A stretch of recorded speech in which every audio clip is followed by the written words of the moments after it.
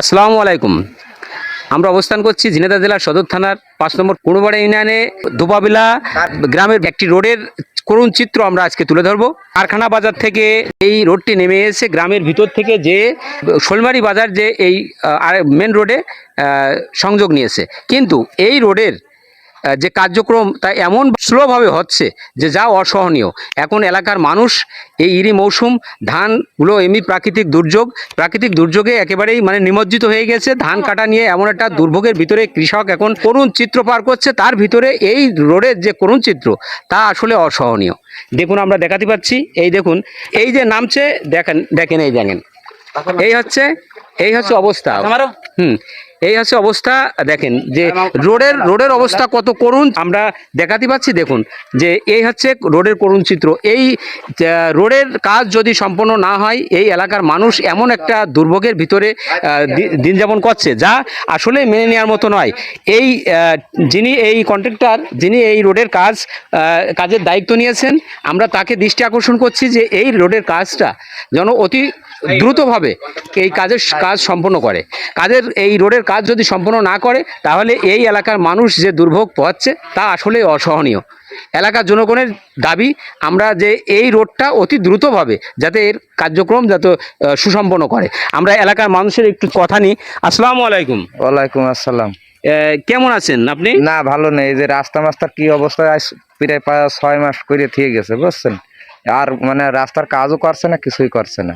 এই অবস্থায় ফেলিতে চলে গেছে মানুষজন। দেখেন কয় মাস এইভাবে রয়েছে? 6 মাস এইভাবে রয়েছে। যে প্রত্যক্ষদর্শী এলাকার জনসাধারণ তাদের কষ্টের কথাটা তারা কিভাবে শেয়ার করছে আপনাদের মাঝে, যে দুর্যোগের ভিতরে এরা সময় পার করছে যে যা অসহনীয়। আমরা এই কন্ট্রাক্টরকে দৃষ্টি আকর্ষণ করছি যে আপনি খুব দ্রুতভাবে এই রোডের কাজটা সম্পন্ন করবেন। এই এলাকার মানুষের একটু পরিত্রাণ দেন, কারণ এই রোডের মধ্যেই কিন্তু এই সমস্ত এলাকার মানুষ কিন্তু তাদের ইরি ধান তোলে। এই মাঠের থেকে যে ধান নিয়ে এখন যে দুর্ভোগ পোহাচ্ছে এরা, যা আসলে কল্পনাকেও হার মানায়। আমরা যেমনটি দেখাতে পাচ্ছি, আমাদের এই শ্রদ্ধেয় চাচাজান দাঁড়িয়ে আছেন এই রোডের মাঝখানে। এইভাবে কি মানুষ চলতে পারে? এভাবে কি এই রোডে কি চলা যায়? এইভাবে রোডে চলা যায়? আপনি একটু কথা বলেন কি এই রোডে। ওয়ালাইকুম আসসালাম। আমাদের রোড নিয়ে আমাদের খুব অসুবিধে। ধান তোলায় যখন ধান তোলা মৌসুম, আমরা ধান রোডদের নিয়ে তুলতে পারছি না। আমাদের খুব কষ্ট হয় রোডে। আপনি আসেন, বলেন, আপনি বলেন। আমরা সেই ভুট্টার থেকে মরছি, ধান আমরা তুলতে পারছি না। আমি গরিব মানুষ, আমি ভ্যান রিক্সা চালিয়ে খাই, আর আমার বাড়ি যাওয়ার মতন নেই। আমার যে গাড়িটা চার্জ দেবো দেওয়ার ক্ষমতা নেই। আমি খুবই উপভোগ্য। আর এই রোডে আমি লাভ দিই যে শবে বরাতের দিন আমি ঠ্যাং ভেঙে মরেছি, সেই থেকেই উপভোগে আমি আছি পড়ে থাকা মতন। তাও আমাদের এই রোড এর থেকে কষ্টের কথা আর কি হতে পারে বলুন? তিনি একজন একেবারে অসহায় মানুষ, তারপরে বলছে আমি জীবন জীবিকা নির্ভর করি একটা ভ্যান গাড়ি চালিয়ে যে লোক জীবন জীবিকা নির্ভর করে, দেখুন এই রোডে চলেছে। তাহলে এই রোডটা যদি এইভাবে অবহেলিতভাবে পড়ে থাকে, ভালোর নামে মন্দ কাজটা আসলে ঠিক না। এই কাজটা অতি দ্রুতভাবে এই রোডের কাজটা সম্পন্ন করার আমরা দাবি জানাচ্ছি। এলাকার জনসাধারণ সবার প্রাণের দাবি। এইভাবে কিন্তু শুধু এই জায়গাটার কাছে তা নয়, এইভাবে চলে গেছে অনেক দূর পর্যন্ত, এইভাবেই জলাবদ্ধতায় এখন বর্তমানে।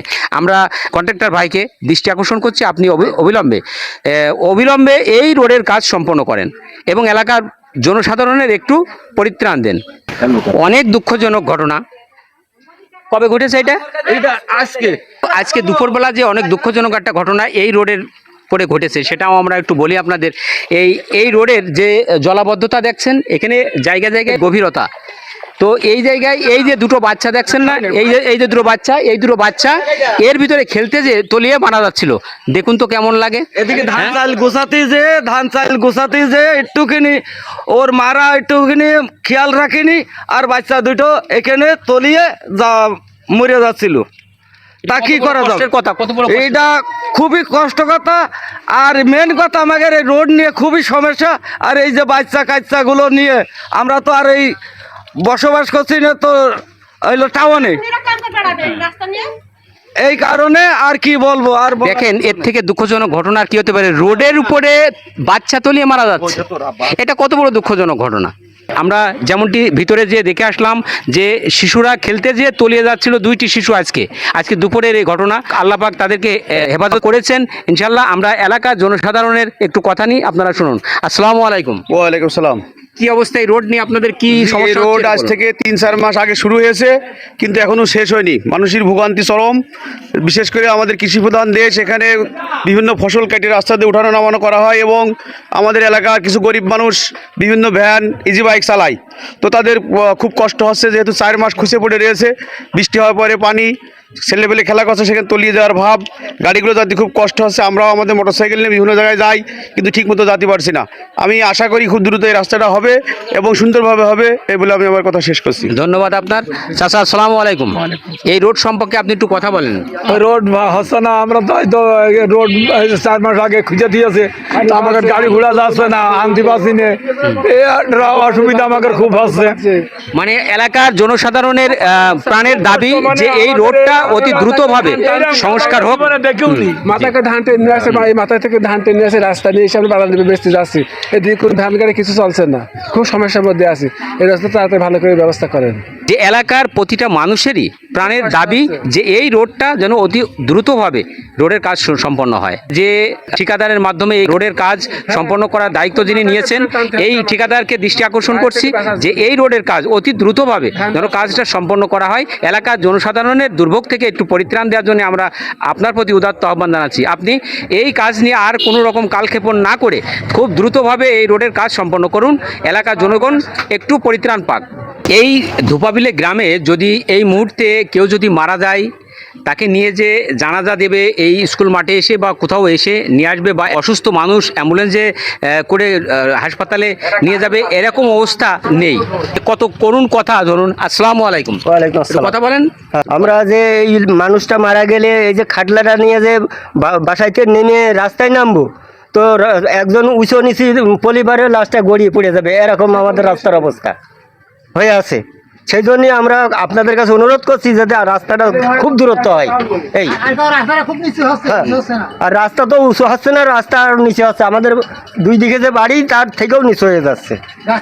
এই রাস্তার কাজটা অতি দ্রুত আমরা চাই, এলাকার জনসাধারণের কথা অতি দ্রুত চাই এবং কাজটাও যেন সুন্দরভাবে হয়। আপনার প্রতি দৃষ্টি আকর্ষণ থাকবে যে এই রোডের কাজটা অতি দ্রুত করা এবং এই কাজটা যাতে মজবুত আকারে করা, এটা আপনার কাছে আমাদের এলাকার জনসাধারণের প্রাণের দাবি।